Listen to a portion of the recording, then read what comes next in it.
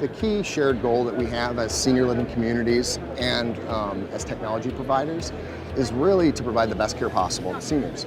And in order to do that, we need to see the earliest signs in the onset of a condition that is evidence that their health is declining. And for years, we've been looking at reactive solutions. And at that point, whether a senior has fallen or suffered a UTI, it's too late. In terms of what we've seen in the industry, 1 of 3 seniors fall annually, and which equates to, as you move into an assisted living community for 85-year-olds, they're 4 times more likely to fall than 65 to 75-year-olds. For years, technologies have been developed to react when a senior has fallen, and whether it's an automatic fall detection or they push the button to alert the staff to come, but they're solving the wrong problem, because the real solution is to predict and prevent the fall. In senior care, and we're seeing this globally, we have a shortage of caregivers to provide care to seniors. And what AI can do in this context is truly augment the caregiver. So what we're doing at CarePredict is the wearable device is worn on the senior's dominant arm. It's picking up the kinematics of the wrist, subtle changes in gestures and motions and behaviors of that senior. We capture a baseline on that senior, and it's personalized to them. And then when that data goes outside of the baseline, we can now capture and flag it and serve it to the staff so they can intervene. I mean, that's really how we close the whole loop, is predicting and then intervening. 2019 now, with the ubiquity of other wearables, I think everyone's kind of warmed up to the idea of wearing a device that can provide, health monitoring solution. So that's been a big, in terms of adoption, a big key. For our product, though, it's even stickier from a consumer standpoint. Our product serves as a two-way voice communication from the staff to the senior and from the senior to the staff, so they can communicate back and forth right from their wearable device.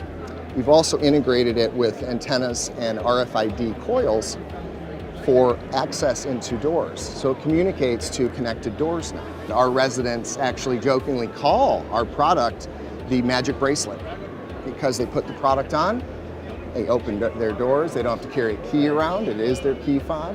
They can communicate via our wearable as a concierge button. If I have fallen, I can actually then send that message to a staff member and get that response to kind of soothe that senior, that they know that help is on the way. CarePredict's wearable communicates with a beacon system to identify the accurate room that they're in. So we're not using traditional radio frequency technology. So a lot of systems that use RF for triangulation inside a building can't get down to room level or clinical grade accuracy. So our solution allows us to know Mary is in the dining room. Mary is bringing food from table to face, and the exact duration of that activity.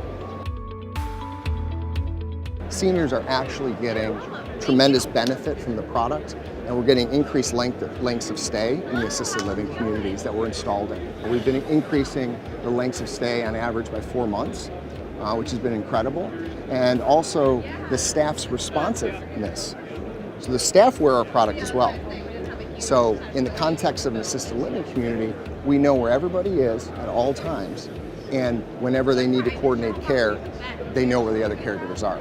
The result of that is we've seen increased, they're actually speeding up their response times by almost 50%. To look at those subtle changes, look at those cues that are downstream, and those changes in behavior that could predict when the senior's at risk for a fall. We're seeing tremendous results with that as well. We're typically picking up the seniors that are increased probability for a fall 1 to 2 weeks out. We've kept seniors at the center of this equation from the beginning, where we learned how lightweight the product had to be, long battery life, multiple functionality. Our solution actually hosts a variety of different sensors as well. So we're looking at things fundamentally very different than a conventional wearable that's looking at step counts, general activity. We're actually identifying the subtle changes and gestures that senior is making from their dominant arm. When we train our models, our neural networks, it's focused, all the training data is seniors. And that makes our job incredibly easier for us to make those predictions. If you're collecting data on, younger generations all the way through seniors, it's difficult to train those data sets. So ours has been very focused from the beginning, putting the senior at the center of the equation.